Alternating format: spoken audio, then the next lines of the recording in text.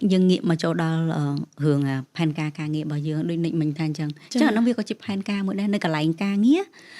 dương trong khai từ chị đôi chỉ riêng cho bón nơi cả lạnh ca nghĩa bao dương chắc là nó việc vì chỉ cả đã cô đau môi này chắc dương riêng PA là dương cái bông ở chụp ở tiệt được có cả lạnh ca nghĩa chỗ mà cả lạnh ca nghĩa chẳng chắc mà nhảy bị pan ca nghĩa nhung kết thành nhung chập đau miên ở pan ca nghĩa bọc luôn ấy nó pe để nhung bàn vừa ca và hai chị châu tung và mùi bơ cho mấy bà nhom chập đam miên pan ca nghề cả bây giờ châu thưa ca từ bốn đăng từ trong thưa ca trong trẻ trong đăng kia ao thưa chẳng hết á ở toàn đăng thật luôn anh trong từ đó na trong thưa ấy ở toàn này cả bên nằng chắc nhom kết ha rồi dẹp bên bao nhóm bà sân này ai bàn cận môn nằng tích phải chỉ là thì là dương trẻ cận hình dư chả chắc nó bây giờ ở toàn miên pan cá chắc bà sân này hiện đi pan ca muốn ai nằng là chờn chắc thưa ca ban ở châu đó vào mũi năm ấy hái bàn chập đam kết ha dương trong thưa ca chẳng mềnจะเห็นสู้ไปแจกខ្លួនឯងហើយព្យាយាមផ្សារភ្ជាប់អ្វីដែលខ្លួនឯងកំពុងតែធ្វើរាល់ថ្ងៃជាមួយនឹងអាចចំណងចំណូលចិត្តហើយនឹងគោលដៅរបស់ខ្លួនឯងដែរអញ្ចឹងធ្វើការនៅកន្លែងក្រុមហ៊ុនមួយផ្សារភ្ជាប់ទាំងបេសកកម្មរបស់ក្រុមហ៊ុនហើយនិងបេសកកម្មជីវិតខ្លួនឯងដែរយើងចង់ទៅដល់នឹងមែនអត់យើងចង់ខ្លាយទៅជាអញ្ចឹងទេហើយនឹងខ្ញុំគិតថាល្អមួយទៀតវាជាផែនការដូចនិចដែរគឺបើថាខ្ញុំចង់ខ្លាយទៅជាដូចទៅជានរណាម្នាក់នៅកន្លែងធ្វើការរបស់ខ្ញុំដែរអាហ្នឹងវាជាផ្នែកមួយដែលជំរុញផ្លូវចិត្តឲ្យយើងចង់ទៅដល់នឹងដែរចាអញ្ចឹងកន្លែងការងារគឺគួរតែចាំបាច់ត្រូវមានហើយដោយសារតាសម្រាប់ខ្ញុំឲ្យតម្លៃទៅលើអាជីវិតកន្លែងធ្វើការដោយសារខ្ញុំជាមនុស្សជួយធ្វើការអញ្ចឹងខ្ញុំឲ្យតម្លៃខ្លាំងទៅកន្លែងការងារចាអញ្ចឹងហើយបានខ្ញុំត្រូវការជ្រើសរើសកន្លែងការងារណាដែលយើងពេញចិត្តវាផ្សារភ្ជាប់ជាមួយនឹងបេសកកម្មប្រចាំខ្លួនដែរបើសិនបើកន្លែងការងារហ្នឹងមានទិសដៅចក្ខុវិស័យខុសពីខ្លួនឯងក៏ខ្ញុំគិតថាខ្ញុំត្រូវការទៅរកកន្លែងផ្សេងដែរចាពិតមែនបងព្រោះមែនតើបើយើងគិតមែនតើយើងចំណាយពេលនៅកន្លែងធ្វើការប្រៀបដូចជាផ្ទះទី2របស់យើងអញ្ចឹងផ្ទះទី1របស់យើងគ្រាន់តែនិយាយអខស្ដាប់យើងដូចជាគ្រាន់តែគេងគ្រាន់តែស្នាក់នៅពេលយប់ហើយព្រលឹមឡើងគឺយើងងើបទៅធ្វើការអញ្ចឹងយើងចាយពេលសឹងតែមួយថ្ងៃនៅកន្លែងធ្វើការអញ្ចឹងវាសំខាន់មែនតើនៅក្នុងការជ្រើសរើស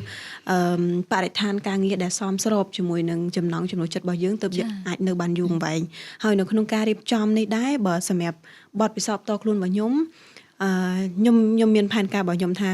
ខ្ញុំនៅកន្លែងហ្នឹងខ្ញុំដាក់គោលដៅថាខ្ញុំគួរនៅប្រហែលឆ្នាំហើយក្នុងរយៈពេលប្រហែលឆ្នាំហ្នឹងខ្ញុំ break down មកទូចទៀតថា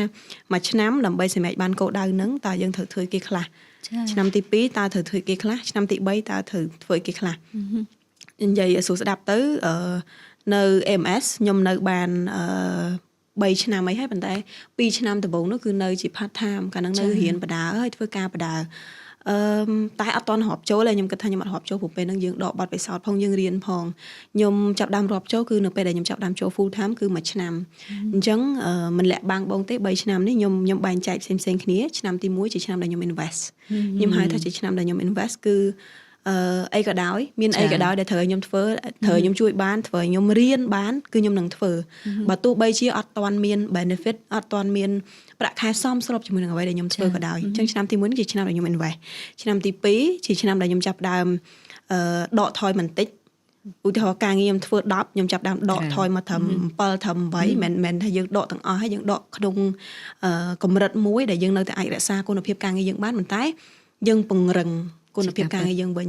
យើងចំណាយពេលតិចជាងមុនតែការងារយើងធ្វើបានលឿនជាងមុនហើយពេលហ្នឹងក៏ជាពេលដែលយើងត្រូវចាប់ដើមគិតលើ benefit ដែរ